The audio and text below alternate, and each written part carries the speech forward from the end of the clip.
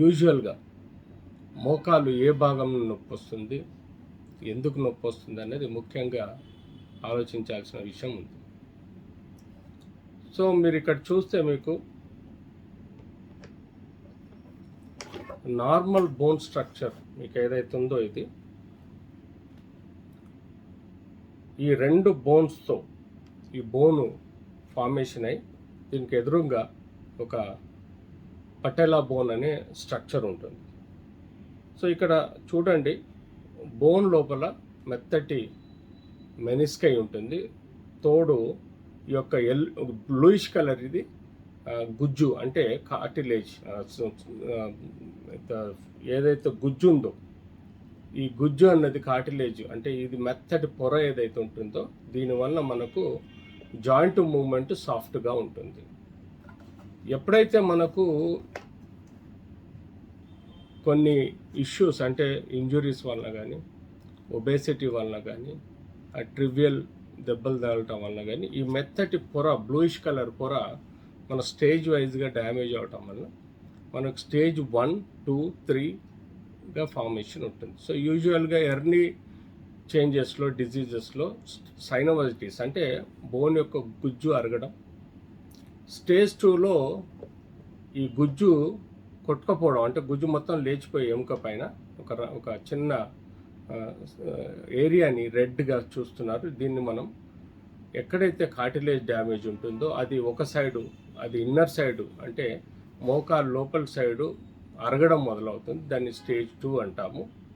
Stage 3లో ఎముక పూర్తిగా మనకు రెండు సైడ్ల మీడియల్ సైడ్ అండ్ లాటరల్ సైడ్లో ఎముక అరిగిపోయి ఇలా ఎర్రగా తేరడం.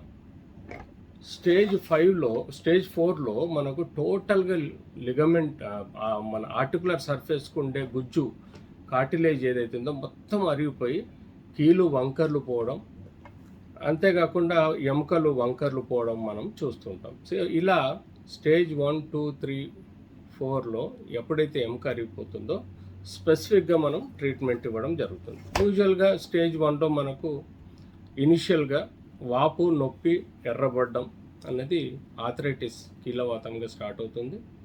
ఈ స్టేజెస్ ప్రకారం మనకు వైద్యం చేయాల్సిన అవసరం ఉంటుంది. ఫస్ట్ స్టేజ్లో కారణం తెలుసుకొని అవసరం ఉంటే pain killers, anti inflammatory medicines ఇస్తే ఆ వాపు, ఎర్రబడ్డం అండ్ నొప్పి తగ్గే ఆస్కారం ఉంటుంది. స్టేజ్ 2లో ప్రిఫరబ్లీ మనము అవసరం ఉంటే అల్యూరెండేజ్ అని ఒక ఇంజెక్షన్ ఏదైతే ఉత్పత్తి చేసేది, ఆ లేయర్ను ఉత్పత్తి చేసేది ఉంటుందో అది ఇవ్వటం, లేదంటే పిఆర్పి ఇంజెక్షన్స్ ఇవ్వటం వల్ల కూడా మనకు మోకాలకు నొప్పి తగ్గే ఆస్కారం ఉంటుంది. అది స్టేజ్ 3లో కూడా పిఆర్పి ఇంజెక్షన్ కానీ స్టెరాయిడ్స్ వెరీ రేర్గా ఇనాపరేబుల్ పర్సన్స్, ఓల్డ్ ఏజ్ వ్యక్తులలో మనం స్టెరాయిడ్ ఇవ్వాలి. నార్మల్ పీపుల్లో స్టెరాయిడ్స్ ఇవ్వటం వల్ల కీలు ఎక్కువగా చెడిపోయే ఆస్కారం ఉంటుంది. దాని బదులుగా పిఆర్పి ఇంజెక్షన్స్ కానీ లేకపోతే మీరు ఈ ఏదైతే హైలోనిడేజ్ ఇంజెక్షన్ ఉందో తద్వారా మనకు జాయింట్ లోపల పొరలు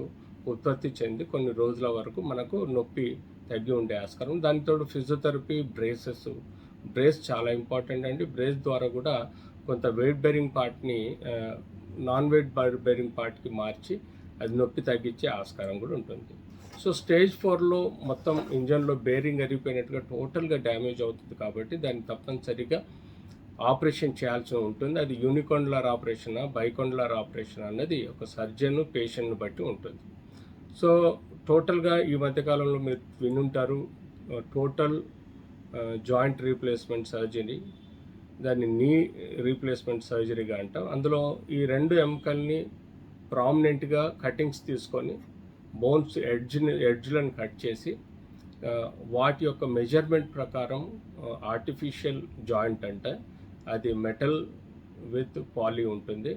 సో అందులో స్టెయిన్లెస్ స్టీల్ విత్ మనకు పాలీఇథిలిన్ సంబంధించిన మెటీరియల్తో కూడిన ఆర్టిఫిషియల్ జాయింట్ని మనం ఇందులో అమర్చడం వల్ల వాళ్ళకు పెయిన్లెస్గా కాలు స్ట్రైట్గా ఉండి నడకకి అల్కగా ఉండి నొప్పి రాకుండా నడవగలుగుతారు. ఇది టోటల్ నీ రీప్లేస్మెంట్ అనేది మనం యూజువల్గా దీనిలో చాలా టైప్స్ ఉంటాయి. టోటల్ నీ రీప్లేస్మెంట్లో కూడా ఒక్కొక్క జాయింట్ ప్రాబ్లంను బట్టి ఒక ఇంప్లాంట్ సెలెక్షన్ ఉంటుంది. తద్వారా కూడా సర్జికల్ కరెక్షన్ చేసి వాళ్ళని హాయిగా నడిచే విధంగా చేయడం జరుగుతుంది.